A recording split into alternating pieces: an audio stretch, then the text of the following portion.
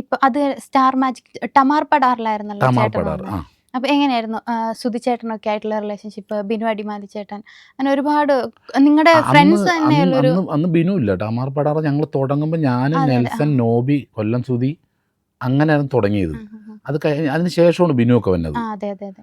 അപ്പോൾ അത് ഭയങ്കര ഞങ്ങൾ മനോരമ എന്തോ ഒരു പ്രോഗ്രാം കഴിഞ്ഞിട്ട് നേരെ അങ്ങ് ചെല്ലണമല്ലേ. ഉം. സുധി ഞാനുമായിട്ട് അങ്ങനെ ആ ഒരു ബന്ധമല്ലേ. അപ്പോൾ അത് തുടക്കത്തിലായിട്ട് അല്ല, ആ തുടക്കത്തിൽ തന്നെ അത് നല്ല ഹൈപ്പിലായ പ്രോഗ്രാം അനൂപ് ചെയ്തത്. അത് മനോരമയിൽ നിന്ന് കുറച്ച് സ്റ്റാഫ് ഫ്ലവേഴ്സിട്ട് പോന്നു. അവരൊക്കെ ഞങ്ങൾക്ക് വേണ്ടപ്പെട്ടവരാണ്. അപ്പോൾ അവർ നേരെ ഞങ്ങൾ അങ്ങോട്ട് വിളിച്ചിട്ട് അങ്ങനെ തുടങ്ങിയതാണ്. അത് ശരിക്കും ഒരു കോളേജിൽ പോകുന്ന ഫീൽ ആയിരുന്നു ആ ഫ്രണ്ട്സ് ഓ എല്ലാവരുമായിട്ട്. എല്ലാവരുമായിട്ട് രസകരമായിട്ടാണ് പോയിക്കൊണ്ടിരുന്നത്. ചേട്ടൻ ഇതുപോലെ മഴവിൽ മനോരമ ലോങ് ചേട്ടൻ്റെ സ്റ്റാർട്ടിങ് തൊട്ടിട്ട് ഒരു ലോങ് ജേണി ആണല്ലോ.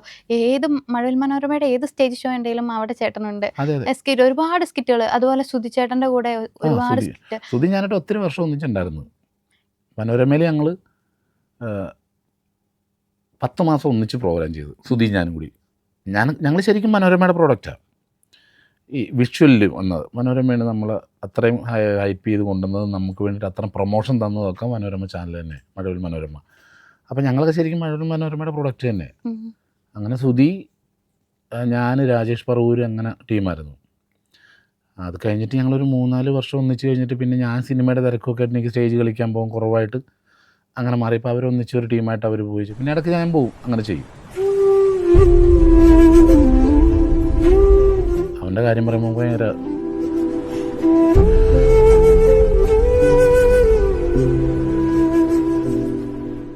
കാരണം നമുക്ക് ഒരുപാട് കൂട്ടുകാർ മരിച്ചിട്ടുണ്ട്, നമ്മളറിയുന്ന ഒരുപാട് ആൾക്കാർ മരിച്ചിട്ടുണ്ട്. പക്ഷെ അവരൊക്കെ നമ്മുടെ മനസ്സിൽ മരിച്ചു, അത് നമുക്കറിയാം. പക്ഷേ ഇവൻ്റെ കാര്യത്തിൽ മാത്രം നമുക്ക് അങ്ങനെ ഒരു ഫീല് വന്നില്ല. സുധി മരിച്ചതായിട്ട് നമുക്ക് തോന്നണേ ഇല്ല. എനിക്ക് എന്നെ സംബന്ധിച്ച് എൻ്റെ കാര്യം പറഞ്ഞു, അത് ഞാനും എൻ്റെ വൈഫും കൂടി സംസാരിക്കും ഇടയ്ക്ക്. എന്തെങ്കിലും ഇങ്ങനെ കാണുമ്പോൾ ഞങ്ങൾ പറയും അവൻ മരിച്ചെന്ന് നമ്മൾ അപ്പോഴാണ് ഓർക്കണത്. ഇവൻ്റെ ഒരു ഫോട്ടോയോ വീഡിയോ എന്തെങ്കിലും ഇങ്ങനെ നമ്മൾ സ്ക്രോൾ ചെയ്യുമ്പോൾ ഒരു സാധനം കണ്ടു കഴിഞ്ഞാൽ അപ്പോഴും നമ്മളെ മൈൻഡിലും മരിച്ചു. അല്ലെ സുധി നോർമലി നമ്മുടെ വീട്ടിലുണ്ട്, നമ്മുടെ കൂടെ ഉണ്ട്, അവനിപ്പോഴും ഫീൽഡിലുണ്ട്. ആ ഒരു ധാരണയാണ്. എല്ലാവരും പറയും മണിച്ചേട്ടൻ പോയപ്പോഴുള്ള ഒരു ഫീൽ ആയിരുന്നു സുധി ചേട്ടൻ്റെ വേർപാടിലുണ്ടായിരുന്നത്. ഉറപ്പായിട്ടും നമ്മൾ അവന് നമ്മളെല്ലാവരും ഒരാളെങ്കിലും കുറ്റം പറയാതിരിക്കും. ഒരാളെങ്കിലും കുറ്റം പറയൂലേ, ഒന്നുമില്ലെങ്കിൽ ഹസ്ബൻഡിനെങ്കിലും പറയൂലേ. ഒരാളെയും കുറ്റം പറഞ്ഞ് ഞാൻ ഇതുവരെ കേട്ടിട്ടില്ല. എൻ്റെ അടുത്ത് നമ്മൾ കമ്പനി കൂടുമ്പോൾ ഇങ്ങനെ കുറ്റം പറയാൻ കേട്ടിട്ടില്ലേ, തമാശക്കാണെങ്കിൽ അവനൊരാളെയും കുറ്റം പറയില്ല. അതവൻ്റെ ഏറ്റവും വലിയ ക്വാളിറ്റിയാണ്. പിന്നെ ഒരു ഐറ്റം നമ്മൾ കൊടുത്തു കഴിഞ്ഞാൽ അതിൻ്റെ മാക്സിമം ചെയ്യും. ആ ഒരു ബോക്സിങ്ങിൻ്റെ സ്കിറ്റ് കണ്ടിട്ടുണ്ടോ, മഴവിൽ മനോരമയിൽ ചേർക്കണം? അത് ഭയങ്കര ഹിറ്റായിട്ടുള്ള സ്കിറ്റാണ്.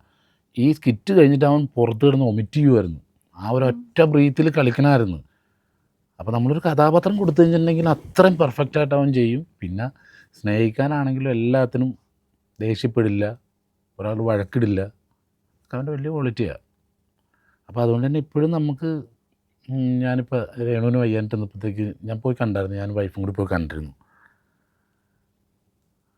അവൻ നമ്മുടെ ജീവിതത്തിൽ ഞാനിങ്ങനെ ഇരിക്കണമെന്നുണ്ടെങ്കിൽ അതിൻ്റെ ഒരു 80% അവൻ കാരണമാണ്. ഞാനൊരു സിനിമാടനായിട്ടുണ്ടെങ്കിൽ അതിൻ്റെ ഒരു 80% കാരണം സുധി കാരണം. ഞാൻ ഒറ്റയ്ക്ക് നിന്ന് തമാശ കാണിച്ചാൽ ഒരിക്കലും അത് ജനങ്ങൾക്ക് ചിരിക്കാൻ തോന്നില്ല. സുധിയും ഞാനും കൂടെ ഉള്ളൊരു കോംബോ ഉണ്ടായിരുന്നു. ഞാൻ എന്ത് പറയുന്നു അവനറിയാം, ഞാനിത് പറഞ്ഞാൽ അവൻ എന്ത് തിരിച്ചു പറയുന്നു എനിക്കറിയാം. റിഹേഴ്സൽ ഇല്ലാത്ത സാധനം പോലും. അപ്പം അത്രയും ഞങ്ങൾ രണ്ടുപേരും കൂടി ഇതായിരുന്നു. അതാ പറഞ്ഞത്, ഞാൻ ഒരാൾ ഇങ്ങനെ ആവണമെങ്കിൽ ഒരാളുടെ സപ്പോർട്ടില്ലാതെ പറ്റില്ല. സുധി അത്ര എന്നെ സപ്പോർട്ട് ചെയ്തിട്ടുണ്ട്. ഞങ്ങളുടെയൊക്കെ ജീവിതം ഇങ്ങനെ രക്ഷപ്പെട്ടതിൻ്റെ ഒരു ഭാഗം സുധിയാണ്. കാരണം ആ ഒരു ടീം വർക്കിൽ നിന്നുകൊണ്ട് കളിക്കാനും, ഞങ്ങളിപ്പോൾ ഇത്രയും രാജേഷാണെങ്കിലും ഞാനാണെങ്കിലും എല്ലാവരും അത്യാവശ്യം ജീവിക്കാൻ മാർഗ്ഗമൊക്കെ ആയി. അതിനൊക്കെ ഒരു കാരണം അവൻ തന്നെ. ഒരിക്കലും തന്നെത്താനെ കളിച്ചിട്ട് ഇനി എന്നെക്കൊണ്ട് ഇങ്ങനെ ആവാൻ പറ്റില്ല. പല ട്രൂപ്പുകളിലും ഞാൻ കളിച്ചിട്ടുണ്ട്. അവിടെയൊക്കെ നമ്മളിങ്ങനെ മാറ്റി നിർത്തുകയുള്ളൂ. വലിയ ട്രൂപ്പുകൾ കളിച്ചിട്ടുണ്ട്. അപ്പോൾ അവിടെ ഹൈലൈറ്റായിട്ട് നിൽക്കുന്ന ആൾക്കാരുണ്ട്. അങ്ങനെ മനോരമ വന്നപ്പോഴാണ് ഞാൻ 3 പേര് കൂടിയാണ് ചെല്ലണത്. മത്സരിക്കാനായിട്ട് ഓഡീഷൻ പരിപാടി ഉണ്ടായിരുന്നു. അപ്പോൾ ഓഡീഷന് ചെന്നപ്പോൾ ഞങ്ങൾ കിട്ടൂല എന്ന് പറഞ്ഞ് പോന്നു കഴിഞ്ഞപ്പോഴത്തേക്കാണ് സുധീനെയും ജിഷോനെയും അവർ ചാനലുകാരെയും ഞങ്ങൾക്ക് തന്നത്. അന്ന് തൊട്ട് ആ ഒരു കൂട്ട് ഇപ്പോഴും കൊല്ലത്ത് പോയാലും എന്താണെങ്കിലും അവരെ അമ്മയും ചേട്ടനും സഹോദരിയും ഒക്കെ കണ്ടു കഴിഞ്ഞാൽ നമുക്ക് ആ ഒരു സ്നേഹം, അന്നത്തെ അങ്ങനെ ഒരു സ്നേഹമുണ്ട്, അതിപ്പോഴും ഉണ്ട്. എപ്പോഴും നമ്മളങ്ങോട്ട് ഓടി പോകണില്ല, അന്വേഷിക്കണില്ല എന്നുള്ളൂ. പക്ഷെ കാണുമ്പോൾ നമുക്ക് ആ പണ്ട് കണ്ട സ്നേഹമുണ്ട്. ഇതൊക്കെയാണെങ്കിൽ നമ്മളവിടെ അങ്ങനെ നിൽക്കുമ്പോഴും അവൻ നമ്മളെ കൂടെ ഉള്ള പോലെ തന്നെ. എനിക്ക് എൻ്റെ ലൈഫിൽ ഒരിക്കലും എത്രയോ പേരെ കണ്ടേക്കണം, മരിച്ച ആൾക്കാർ, ഒത്തിരി പേരെ കൂട്ടുകാരും എല്ലാം. ഇവൻ്റെ കാര്യം മാത്രം നമ്മൾ അംഗീകരിക്കില്ല എന്ന് പറയില്ലേ, അതല്ല ഇത്. നമുക്കങ്ങനെ തോന്നിയിട്ടില്ല. വെറുതെ ആണെങ്കിലും പോലും ഒന്ന് ചിന്തിച്ച് നോക്കാൻ പറ്റില്ല. പിന്നെ ആ സ്കിറ്റ് കാണുമ്പോഴൊക്കെ നമുക്ക്, അല്ലെങ്കിൽ എൻ്റെ ഒരു ഫോട്ടോ കണ്ടാലും അപ്പം മാത്രം നമ്മുടെ മനസ്സിലുള്ളൂ സുധി മരിച്ചു എന്ന്. അല്ലെങ്കിൽ നോർമലി സുധി എപ്പോഴും ഉണ്ട്. ഇപ്പോൾ സുധിച്ചേട്ടൻ്റെ വേർപാടിന് ശേഷം നോർമലി ഒരു ഭർത്താവ് നഷ്ടപ്പെട്ട ഭാര്യനേക്കാളും കൂടുതൽ സൈബർ അറ്റാക്കിങ് അല്ലെങ്കിൽ അത്രയും വിഷമമൊക്കെ അനുഭവിച്ച ഒരാളാണല്ലോ സുധി. ഇപ്പം അസുഖമായിട്ട് പോലും ആൾക്കാരിങ്ങനെ ബുള്ളിങ് ചെയ്യുന്നു. ചേട്ടൻ അതിനെ പറ്റിയുള്ള ഒരു തോട്ട് എന്താണ്? അല്ല മോളെ, ഇതിനകത്ത് എന്താ പറയുമ്പോൾ, നമ്മൾ സോഷ്യൽ മീഡിയയിൽ നമ്മൾ അപ്ഡേറ്റഡ് ആണെങ്കിൽ അതെല്ലാം പ്രതീക്ഷിച്ച് വേണം നിൽക്കാനായിട്ട്, അല്ലേ? അതെ അതെ. അപ്പം നമ്മളത് നമ്മൾ അറ്റാക്കിങ് എന്നോ ഒന്നും പറഞ്ഞിട്ട് കാര്യമില്ല. നമ്മൾ ഇതിൽ നിൽക്കുന്ന ആൾക്കാരാണ്. അപ്പോൾ ഇതെല്ലാം പ്രതീക്ഷിച്ച് നിൽക്കുക, എല്ലാം എക്സ്പെക്റ്റ് ചെയ്യുക. നല്ലത് മാത്രമല്ല നമ്മൾ എക്സ്പെക്റ്റ് ചെയ്യേണ്ടത്, നമ്മുടെ മോശം ഒരാൾ പറഞ്ഞ് അത് അംഗീകരിക്കണ്ടേ. അപ്പോൾ ഇതാണ് പറഞ്ഞത്, നമ്മൾ ഇതിനകത്തോട്ട് ഇറങ്ങിയാൽ ഇതെല്ലാം പ്രതീക്ഷിച്ചുകൊണ്ട് തന്നെ വേണം. അതെല്ലാ രീതിയിലും നല്ലതിന് നല്ലതായിട്ട് എടുക്കാനും ചീത്തയെ ചീത്തയായിട്ട് കാണാനും ഒക്കെ നമ്മൾ മനസ്സിലാക്കണം. അല്ലെങ്കിൽ നമ്മളിതിന് പോവരുത്.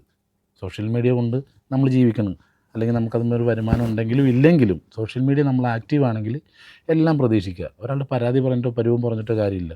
അയാളുടെ റൈറ്റ്സാണ് അയാൾ പറയണത്. നമ്മൾ ചെയ്യുക എന്നുള്ളത് നമ്മുടെ റൈറ്റ്സാണ്. അതിൽ നമ്മളൊരു പ്രതികരിച്ചിട്ടോ ഒന്നും പൊതുവേ പറഞ്ഞാട്ടാ, ഒരാളുടെ കാര്യം മാത്രമല്ല, പൊതുവേ നമ്മൾ സോഷ്യൽ മീഡിയ ഹാൻഡിൽ ചെയ്യുന്ന എല്ലാവരും, ഞാൻ എന്തെങ്കിലും ചെയ്ത മോളുടെ അഭിപ്രായമല്ലേ മോള് പറയണത്, അത് ഞാൻ എക്സ്പെക്റ്റ് ചെയ്യുക. അല്ലെങ്കിൽ മോൾ അങ്ങനെ ചെയ്യാൻ പാടില്ല, ഇങ്ങനെ ചെയ്യാൻ പാടില്ല എന്ന് പറയേണ്ടത് നിങ്ങളുടെ റൈറ്റ്സാണ്. എന്തോരം പേര് ഓരോരോ കാര്യങ്ങൾ ചെയ്യുന്നു. ഒത്തിരി പേര് ഇതുകൊണ്ട് ജീവിക്കുന്നുണ്ട്, സോഷ്യൽ മീഡിയ കൊണ്ട് ജീവിക്കുന്ന ഒത്തിരി ആൾക്കാരുണ്ട്. അപ്പോൾ അത് നമ്മുടെ ഒരു വീട്ടിലെന്താ, വീട്ടിൽ നമ്മൾ ചേട്ടന്മാർ നമ്മൾ വഴക്കിട്ട് കഴിഞ്ഞാൽ വിട്ടുവീഴ്ച ചെയ്യുക, ഒരാൾ ക്ഷമിച്ചു കൊടുക്കുക, ഒരാൾ, അങ്ങനെ നമ്മുടെ കുടുംബം അങ്ങനെയല്ലേ മുമ്പോട്ട് പോവുള്ളൂ. അതല്ല അമ്മ അച്ഛനും അമ്മയുടെ അങ്ങനെ പറഞ്ഞാൽ അവിടെ നിർത്തും. അല്ലെങ്കിൽ നമ്മൾ ആങ്ങളെയാണെങ്കിൽ ചിലപ്പോൾ പെങ്ങൾ ചെന്ന് ബഹളം ഉണ്ടാക്കുമ്പോൾ അവൻ ചിലപ്പോൾ ഒതുങ്ങും. അത് ആ ഫാമിലി നന്നായിട്ട് പോകാനാ എന്ന് പറഞ്ഞ പോലെ തന്നെ ഇതും നമ്മളിത് ഹാൻഡിൽ ചെയ്യുന്ന പോലെ ഇരിക്കും. ഓക്കെ. ഇപ്പോൾ കിച്ചുമായിട്ടൊക്കെ ചേട്ടൻ ഇപ്പോഴും കോൺടാക്ട് വെക്കാറുണ്ടോ? കിച്ചുനെ വിളിക്കാറൊക്കെ ഉണ്ടോ? ഇല്ല, അങ്ങനെ വിളിക്കാറൊന്നുമില്ല. കിച്ചുവിൻ്റെ നമ്പർ എൻ്റെ സത്യത്തിലില്ല. അപ്പം ഞാനിപ്പോൾ കഴിഞ്ഞ ദിവസം കൊല്ലത്ത് ഷൂട്ട് നടന്നപ്പോഴത്തേക്ക് ഈ ഹൈവേ വന്നാറിനൊക്കെ ഇങ്ങനെ പൊളിച്ചിട്ടേക്കണോണ്ട് ഒന്നും മനസ്സിലാവണല്ലോ എനിക്ക്. അപ്പോൾ ഞാൻ അവരോട് ചോദിച്ചു പോളയത്തോട് എവിടെയെന്ന് ചോദിച്ചു. അപ്പം പോളയത്തോട് ഇച്ചിരി പോകണം ചേട്ടാ, എന്താ ഞാൻ സുധിയുടെ അമ്മ ഉണ്ടെങ്കിൽ ഒന്ന് കയറി കണ്ടിട്ട് വരാമെന്ന് പറഞ്ഞു. പക്ഷേ ഷൂട്ട് തീർന്നപ്പോൾ ലേറ്റായി. പിന്നെ അവിടെ നിന്ന് ഇങ്ങോട്ട് ഇപ്പം ഈ ഇവിടെ നടക്കണല്ലേ, അവിടെ നിന്ന് കൊല്ലത്ത് നേരെ ഷിഫ്റ്റ് ആക്കണേ ഇത്. അപ്പോൾ ഇനി കൊല്ലത്ത് പോകണ ദിവസം ഒരു ദിവസം കയറി കാണണം. ചേട്ടനും ഒക്കെ ആയിട്ട്, അവൻ്റെ സുധിയുടെ ചേട്ടത്തിയും ചേട്ടനും ഒക്കെ ആയിട്ട് നമ്മൾ കാണുമ്പോൾ ഒരു സ്നേഹം. നമ്മൾ എപ്പോഴും ഇങ്ങനെ അടുത്ത് കിടന്നിട്ടുണ്ടെങ്കിൽ ചിലപ്പോൾ അങ്ങോട്ടും ഇങ്ങോട്ടൊക്കെ ചിലപ്പോൾ ഒരു മുറിവ് ഇതൊക്കെ ഉണ്ട്. അകന്ന് കിടക്കുന്നവർ കാണുമ്പോൾ ഭയങ്കര സ്നേഹമോ ഈ ഇടക്ക് കാണുമ്പോഴത്തേക്ക് അങ്ങനെ കാണണം അവരെയൊക്കെ. ഞാൻ സുധിയുടെ ഹൗസ് വാമിങ്ങിനാണ് കണ്ടത്. അമ്മേനെയും ചേട്ടനെയും ചേട്ടത്തിനെയും എല്ലാവരും കിച്ചുവിനെ കൂടെ ഒന്നിച്ച് കണ്ടെന്നാണ്.